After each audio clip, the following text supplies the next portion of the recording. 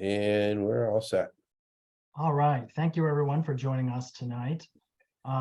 We will go ahead and we will let John get us started by telling us what it is that he needs from us tonight. And then we will go ahead and look at the policy that we have and discuss that. I think it's a fairly easy policy, but it is a couple pages long and there Yep. are some things to talk about. Well, we've got our medication policy. Administration of medication to students is policy JLCD. And there've been some changes in the law, which Ilmi has alerted us to. And I had Kathy run off a summary. And I don't know, would it be helpful if I just put up the summary, or do you want to look at the policy first, or how would you like to proceed? I would like to see the summary. I've already analyzed the policy, so. I lost the sound for you, Jason. I don't know what happened. Oh, really? Now I can hear you. Oh, okay. Good. Yeah, I can't remember what it was I was going to say.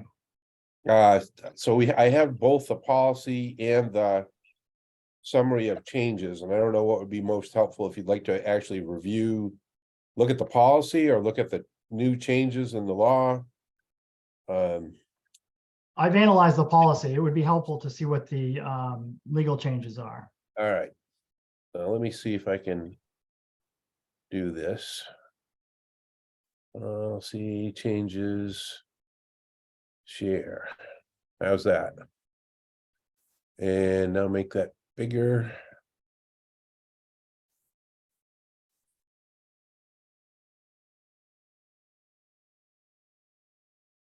Okay. I don't know, Ilmi, do you want to just talk about basically what needs to happen with the policy? Because I know you're very well versed on this. Sure. Basically, in the medication policy, students have always been allowed by state law and by our policy to carry epinephrine emergency injectors as well as inhalers. And then they added, I think it could have been last year, they added diabetics being able to carry their diabetic supplies, which, I mean, they pretty much did anyway. So this just kind of covered that. So it's basically adding the language that diabetics can carry their diabetic supplies with them. Most people, I don't know if they're needle phobic, but most people are not on, most diabetics are not on syringes, although they may have a syringe in their diabetic kit. A lot of students are on pens or pumps. And there's also another policy about sunscreen where, I mean, it sounds silly to have a policy on sunscreen, but there is one. It's a state policy that allows students to carry sunscreen with them. And, it just has to be a signed permission from a parent to say, my son or daughter can have sunscreen in their backpack and apply it as needed. So it's not that, staff would not be applying sunscreen to student. The sunscreen would be in a non-aerosolized form to prevent any respiratory issues from aerosols. And that's really the summary of it, is just those two things, just adding sunscreen to the policy with parent permission. And the school wouldn't be providing sunscreen either. It would be the parents provide it to their, for their child, and the diabetics having their diabetic kit on them at all times. So, and it's also something where even though diabetic can have it with us, it all depends on the age group. I work at the high school and my diabetics carry it with them, but when they're younger, we have a lot of elementary age diabetics right now. And at that age group, they probably won't carry it with them, even though they can. It's just best practice to have the supplies in the health office and things like that. So, but they could always carry it back and forth on the bus or transportation home. So there's no age definitions in this. Now they would have permission to carry it if the parent agrees. Exactly. Right? And also with even with a epinephrine and inhaler, there's no age on that either. But when I've worked in elementary schools in the past, if you have a kindergartner come in with an inhaler or an EpiPen, best practice is to keep it in the health office, because that way we had it with us. And oftentimes if we're in the backpack, which they could legally do, if the backpack stayed home, or if it were, two different households that they lived at, who knows where the inhaler or EpiPen ended up. And families have always been fine with that. I mean, at the high school, I always ensure the kids have it with them because they go everywhere, and just having the rescue medicines with them is pretty key. And families have always, some families every so often will want the epinephrine or inhaler in the backpack, and that's perfectly fine. But they are legally able to carry it with them at all time from pre-K on up. Ilmi, quick question here. I can't see the entire document, John, but it says here that for the emergency medication, parental permission is required. I can't see what it says regarding the sunscreen, but is that also the case that parental permission is required? And in both cases, why? Well, it says that for the sunscreen, written permission from a parent is required by section 2C. Yeah. School nurse or school personnel may inspect the sunscreen product for safety, proper FDA labeling.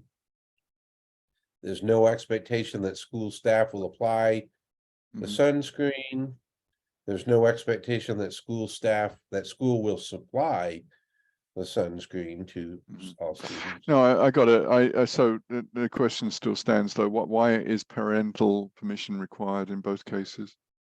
That's just part of the recommended language from the state. Are there any circumstances in which a student requires medical care, but the parent is not willing to authorize its application? For sunscreen? For anything. For anything.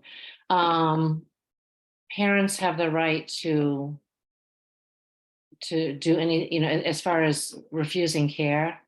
Yeah, if parents don't want like screenings done, like school nurses are mandated to do vision and hearing in specific grade levels, and some parents prefer not to have screenings done. And they'll make that clear. They'll either email the school nurse or send it in writing, and we support that. We don't force them to do that. We just make note of it and make sure we don't do screenings to respect the family's wishes. As far as emergency medicines, I've never come across a family that says, no, do not have that their goal is to have their child stay safe and alive, and that's our goal too. I mean, I've never come across a parent to say, no, you cannot have my EpiPen. We also do stock EpiPens in each of the schools in case we needed to administer one without an EpiPen, without a child having their own EpiPen. But we don't stock diabetic supplies. We don't stock inhalers.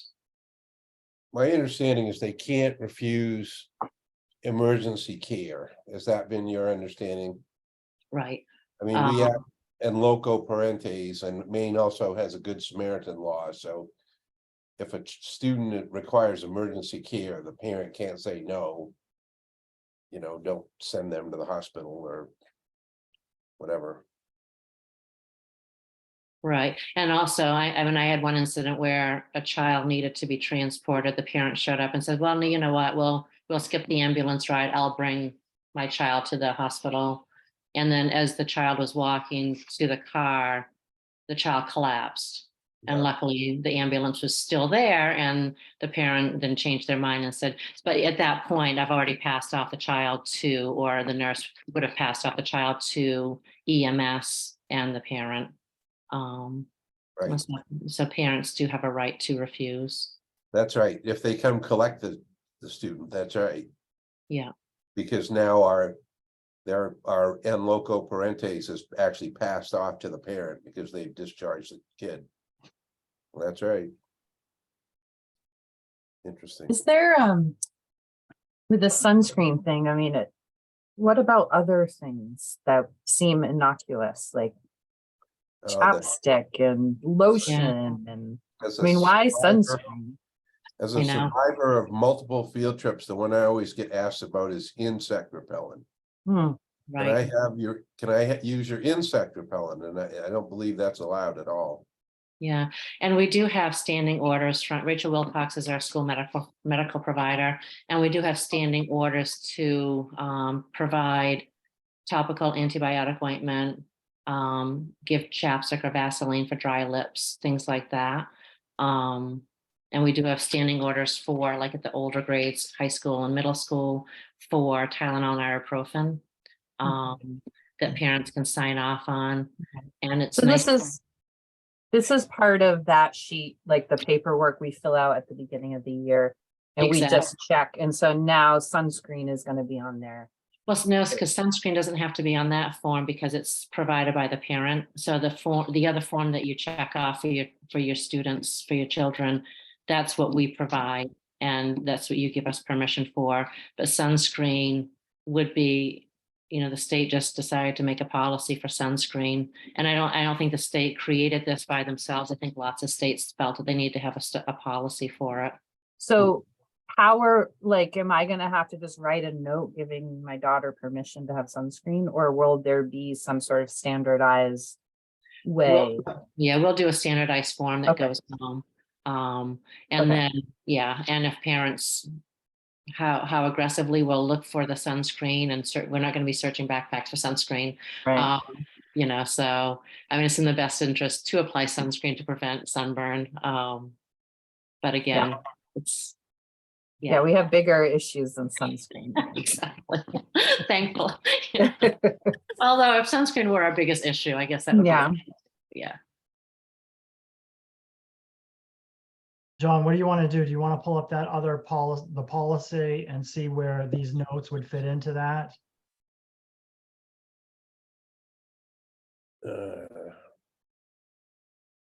Let's see. ACLD.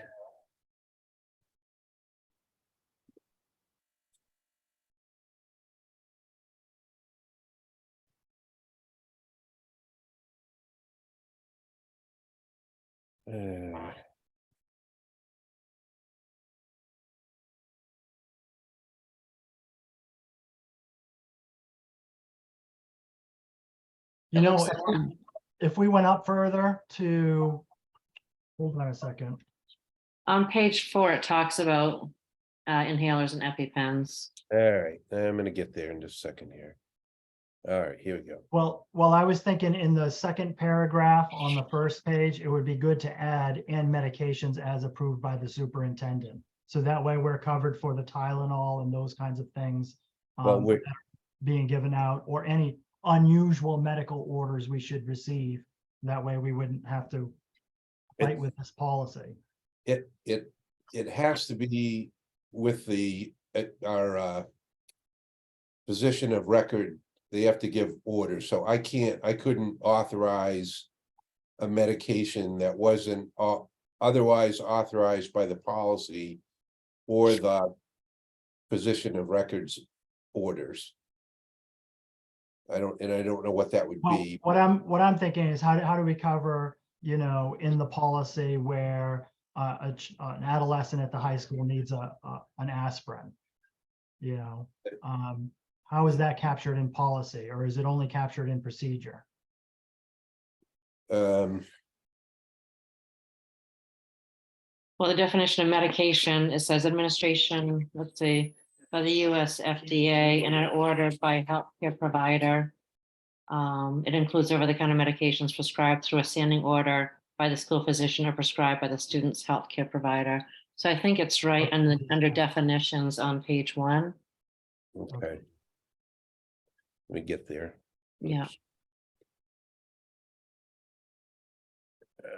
Does that sound like that makes sense?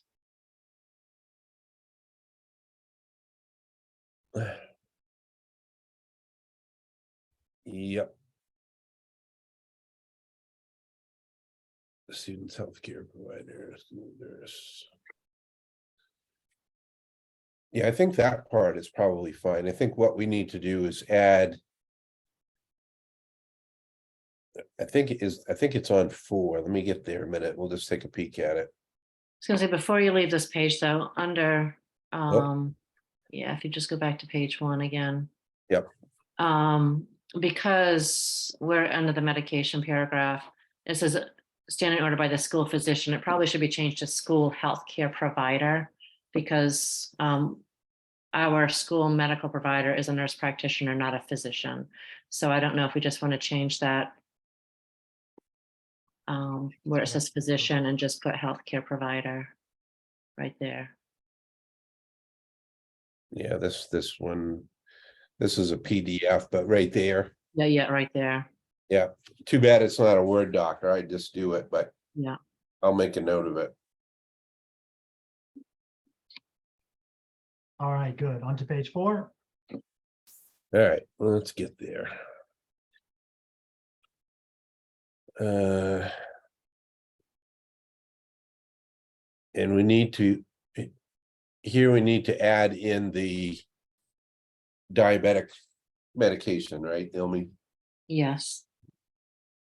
I think what Kathy typed up can almost replace this paragraph.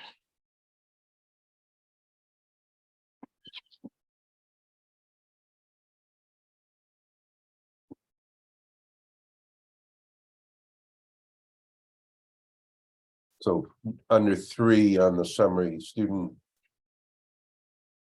demonstrates to the school nurse their ability to carry and use inhaled asthma medicine, epinephrine auto-injector Mhm. medication related to the care of their insulin-dependent diabetes properly and responsibly. So we could probably take this first paragraph and rework it. Is that what you're saying? Yeah, and also, so student self-administration of asthma inhalers, epinephrine pens, diabetic supplies and sunscreen can almost be the title of that paragraph. And then, this section. And then what Kathy typed up, just remove what's there and put that in. Does that make sense? Does to me.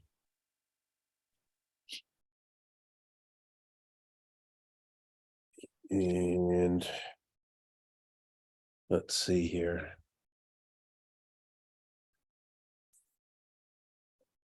Looks like there might need to be a little tweak to C as well, because they list epinephrine pen and asthma inhaler, but it should list the diabetes Yes. medication right after this. Yeah. But if you look at Kathy's sheet, I think Yep, she has it all captured on her sheet. yep. Okay. And then what about the sunscreen? Where should we put that in? I haven't looked at this. Yeah.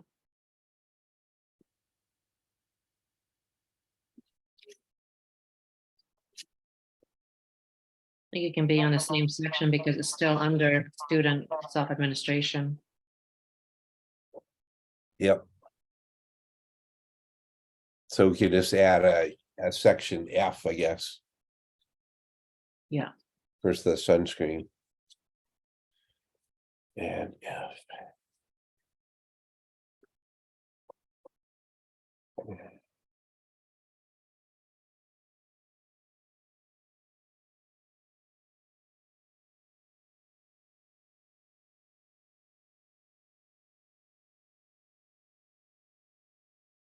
I should have just got this in Word doc, would have been much easier, but we will fix it.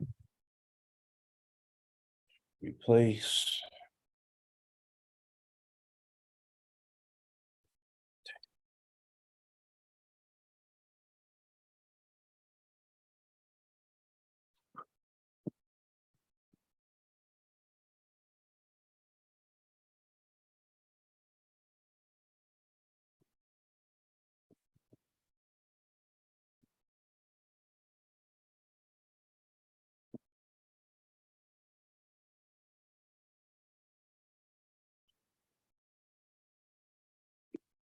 Okay. I think I've captured that. Any other thoughts on this one? Do we need to do anything else?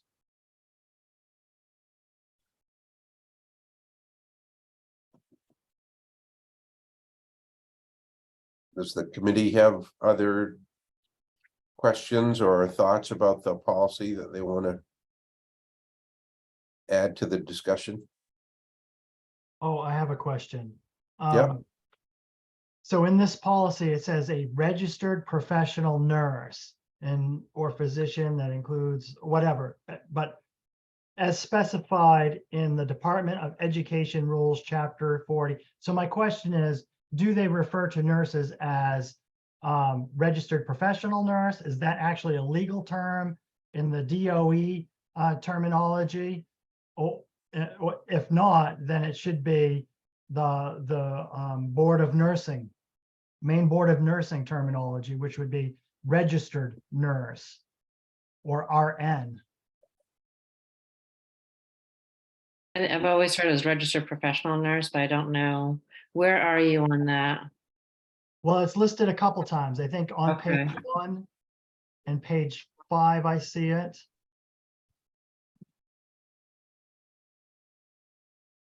Yeah, because I've always heard registered professional nurse, but I can't say I've ever researched to see how that's referenced. Well, I ran a mental health agency for years and they were always registered nurses, and my wife is a registered nurse. And Yeah, that's what she is referred to. And if you look on the Board of Nursing website, they also refer to nurses as registered nurses. yeah, So why this is important is because in regulations, sometimes like in main care regulations, they add the word professional and it changes the meaning of that specific credential. So a behavioral health professional is not the same thing as a mental health professional, because in the regulation, in the mental health professional is defined as an LCSW or like clinician. Hmm. So we should research that to make sure that those credentials are correct. I can look into that for you tomorrow, John. Okay. Yeah. Yeah, It and may- Thank I you. do know, so if you're, if you're a registered nurse, you do also have to have a certification under the main DOE, correct? To work in a school setting is, yes, 524 certification. Right.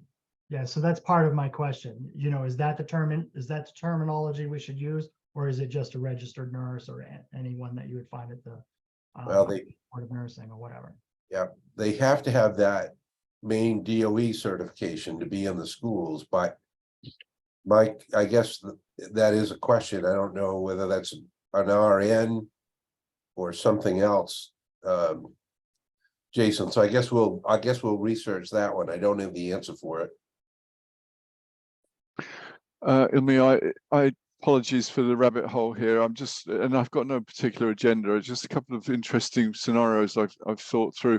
One is where a student has an allergic reaction, is asphyxiating, and in your judgment, an EpiPen might immediately, sort of save their lives. Yet there is no prior indication and no parental approval. What is the protocol there? You give them an EpiPen. We do have stock EpiPens. We have a collaborative practice agreement with the state of Maine for epinephrine auto-injectors, which allows us to give, based on symptoms, to give an epinephrine auto-injector. Okay, and that doesn't need to be defined in this statement or any other statement. That's just a practice that. Right. We have a standing order from Rachel Wilcox, our school medical provider, for epinephrine to be given as needed. And I had to give one. I was covering another school, and I had to give one this past year on a child with an unknown allergy. The parent happened to be there, and the ambulance was coming, but the child needed that.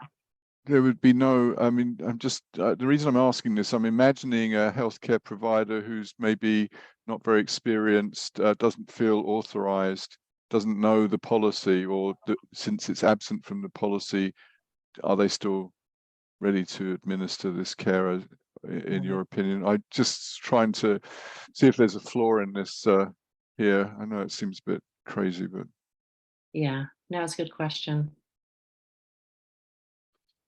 And I also go back to my prior question, but it seems like you've not experienced a situation in which a parent withholds the approval for something which is, clearly required by the child I only mention this in the context of having an employee at one point whose religion prevented them from having any medicine administered to them, to the point where they and their child were very seriously at risk in a certain situation. So, Yeah, you know, right. And I wouldn't do it without, I would do what we can to contact the parent before I would ever give an EpiPen. So, and no, and when I worked at the hospital, we had a person whose religion didn't want blood products, and Yeah. the patient was getting sicker and sicker and more anemic, and ended up having legs amputated. And Okay. actually, great, and it ended up doing very well at the end. But we certainly would not have given blood products based on the patient's religious beliefs. Okay, but neither of these situations need to be entered into policy. Seems to be the consensus here. I'm not proposing it, by the way. I just pointing Yeah. out that such situations can arise.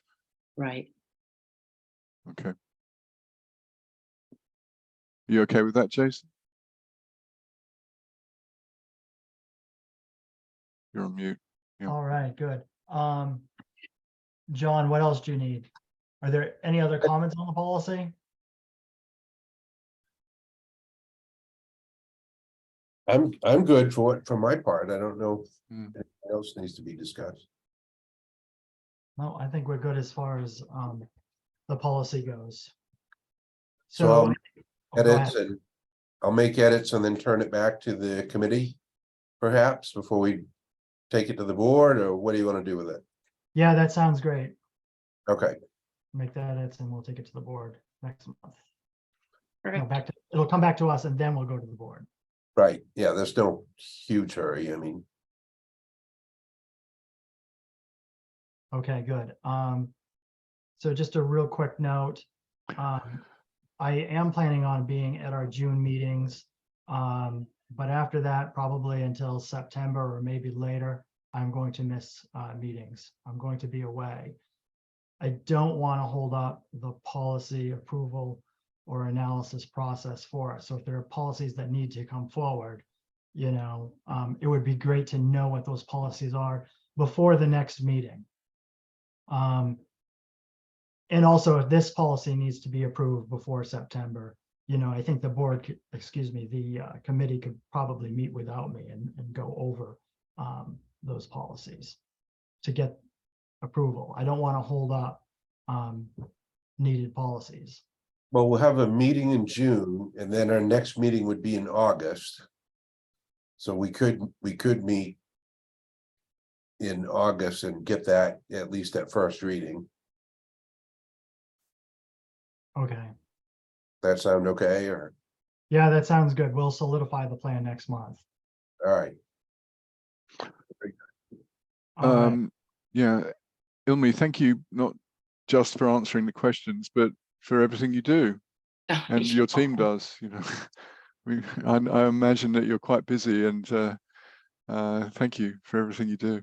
You're welcome. We have a great nurse team, and we're looking for a middle school nurse if somebody knows of a nurse looking for a job.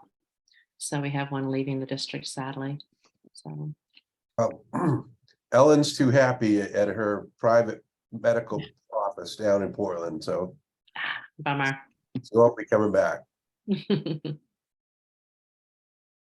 All right. So I think that concludes everything that we have to do. I don't know, Paul, if you wanted to talk about some documents that you sent Lauren and I.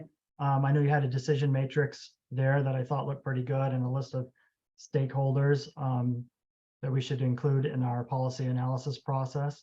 I do like your decision matrix. It would be great to beef that up a little bit more, so that way when we get a policy, then we can quickly see what stage it is in. And we can, when I was in the military, we would just pull up a PowerPoint like what you had, and you would select the hyperlink and it would take you to an entire page of decision-making processes for that specific task. So I think that's a great idea. If we're starting off with a new policy, then we would start at a different spot in the matrix.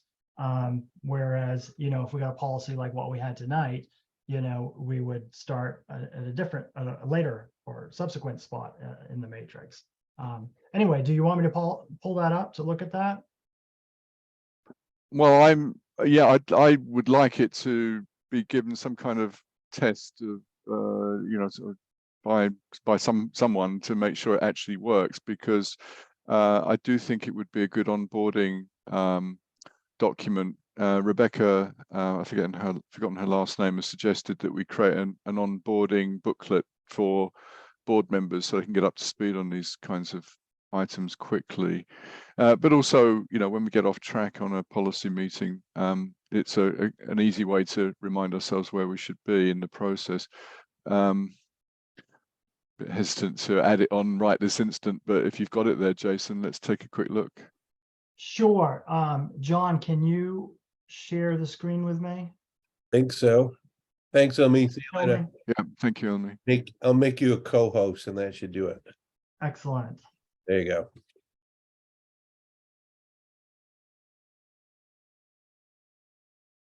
Okay. Prior Can you one. see it, or are you just seeing my entire screen? Yep. Okay, the PowerPoint's up? Yep. Okay. So I really like this. When I first saw it, I wasn't really sure how to enter it, but it may depend on what is needed for the policy or the problem that we're reviewing. I don't know if you want to talk Well, about let me sort of talk you through it. The program evaluation is something, essentially, we're evaluating our execution of our policies every day and every week, and these meetings, and in every meeting. And so I sense that we're forever looking at quantitative and qualitative data. And of course, occasionally problems will arise. And when they do arise, or an emission or some kind of other problem arises, and we believe it requires our review, we would then determine whether or not it's a problem with the policy or whether it's execution.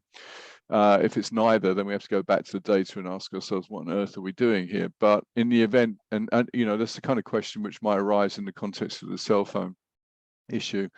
But in any event, let's for a moment assume that the policy is not being executed well. I could argue, for instance, that that was part of the issue with the cell phones, that we have a policy, but not all of the teachers are executing it. Is the problem around resourcing? No.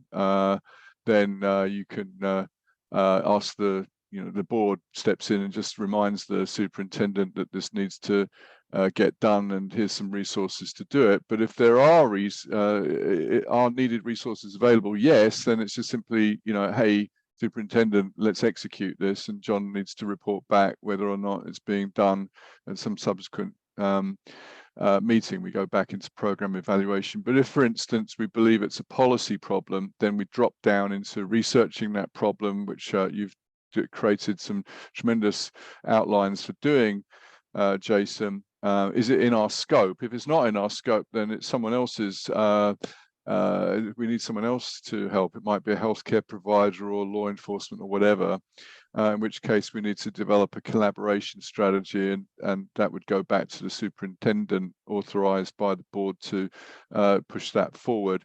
If, on the other hand, it's within scope then of our board, then of course we have to revise the policy, and then in revising the policy also ask ourselves yet again whether the resources are available to actually execute it. Resources, in a sense, is a proxy for budget. But in any event, this is how my brain worked once I'd figured out, in the context of the cell phone discussion, what is and isn't within scope. The next slide, Jason, is really just lifting your work. And the sources here are Department of Education, Carnegie Mellon, the Center for Disease Control, an awful lot of really sort of big entities have spent time on this, and you understand it much better than I. But this is just a quick brief summary of the way in which I think, have outlined the policy analysis steps and then the program evaluation that falls out of it. That, to me, maps back against that flow chart, with the bottom bit here mapping against the left-hand side, the evaluation, and the policy being, a combination of research and execution. Yes, this makes sense to me. I mean, this piece here, the program evaluation piece can fit and assemble some evidence, Mm. you know, or later in this process.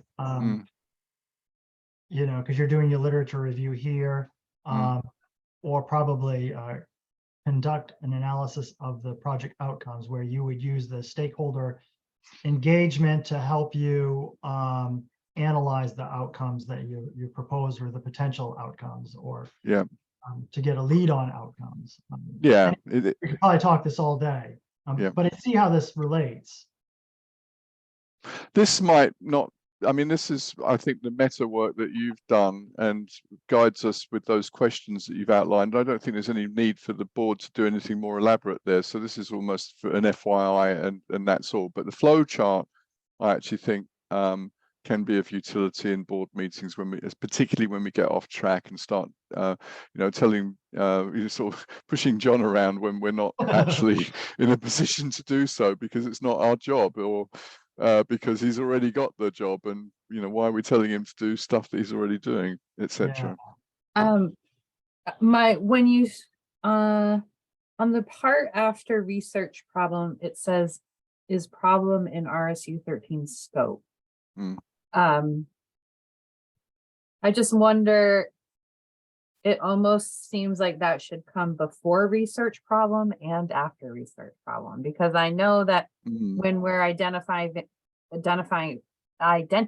problems, oftentimes we're in a position where we recognize that this is beyond what we do in the schools and what our responsibility is and that kind of thing. So I think that's a good point.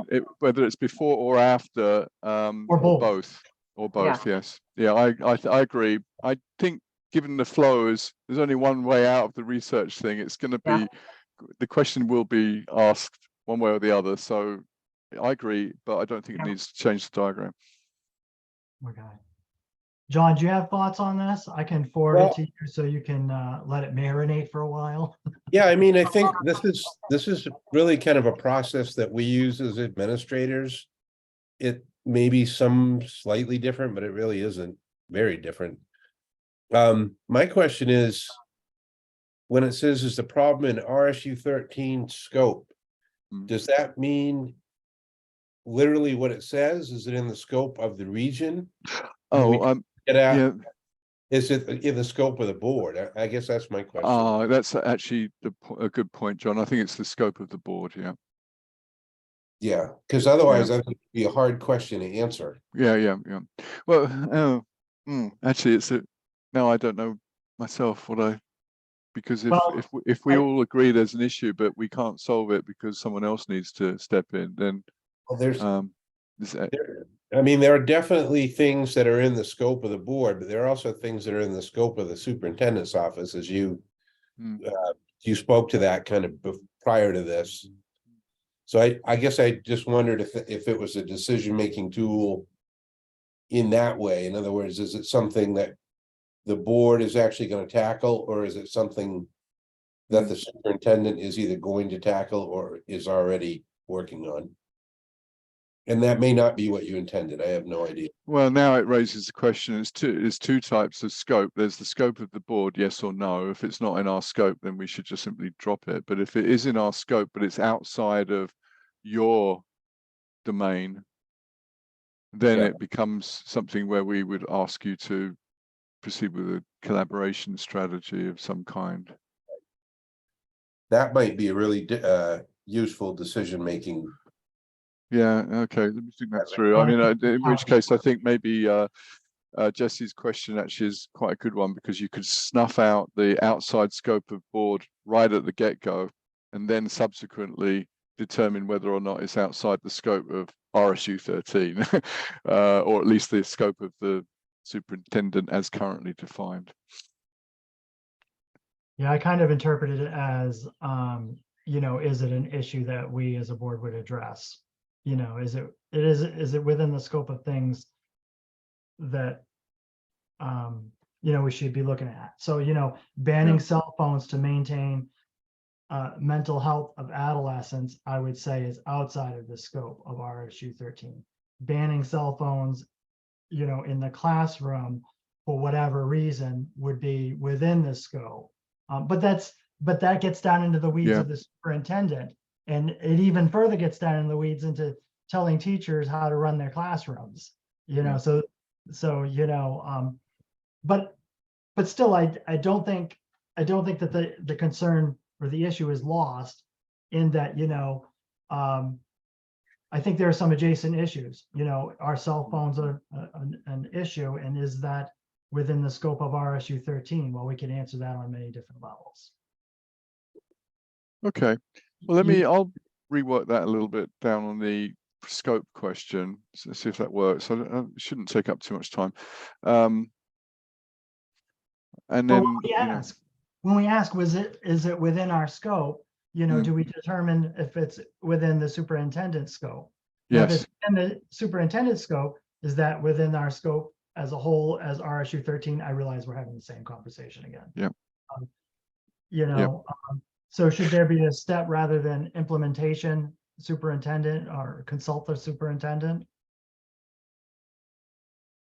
yeah, we could make that. I mean, I don't want to over elaborate this because you know how complicated these things can get, but it could be maybe, you know, sort of implementation and or consultation with the superintendent. The reason I put this together is because I realized that we were actually on that policy discussion neglecting the fact that there is a policy and it's not being implemented, and it just sort of struck me that you know, we're getting ahead of ourselves a bit on that cell phone thing, and this would be a reminder of that. Yeah, I've Yeah. had multiple conversations since then. And the information coming back, I mean, I won't get into it tonight, but let's just Yeah. suffice it to say that the information that it was not being implemented is multifaceted. We'll put it that way. Okay. I don't want to lose this. This is a really great decision making model. And what it really does offer us as a committee is that it answers the question, what do you do when you get a policy? You know, whether it's new, suggested, a social policy, a moray. So I think that this is really good. Let me just jump down to this. So I don't want to lose this. So we're going to find a way to preserve this. And then stakeholders, the only one that I saw that wasn't here was probably taxpayers. Yeah, property owners is a proxy for that. Sorry. Oh, maybe I missed it. Yeah. Yep, there it is right there. Yeah. Okay. Beautiful. Are there any other stakeholders we're missing? Because I know, you usually know when you've missed them and you implement a policy.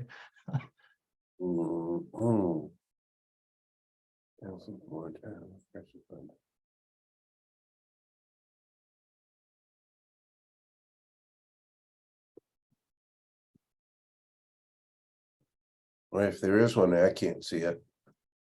Yeah, it looks like they're all there. Anyway, I really love this. Thanks a lot, Paul. I Welcome. don't have anything else to add unless anybody else does. No, it looks good. I mean, I think that's good work, in my opinion. All right, good. Well, thank you.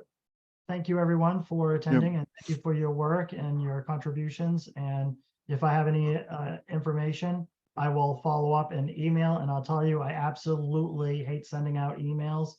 So you will only get an email from me unless it is absolutely necessary. So without further ado, good night, everyone. Take care. Thank you. Thank you. Bye-bye. Bye. Bye.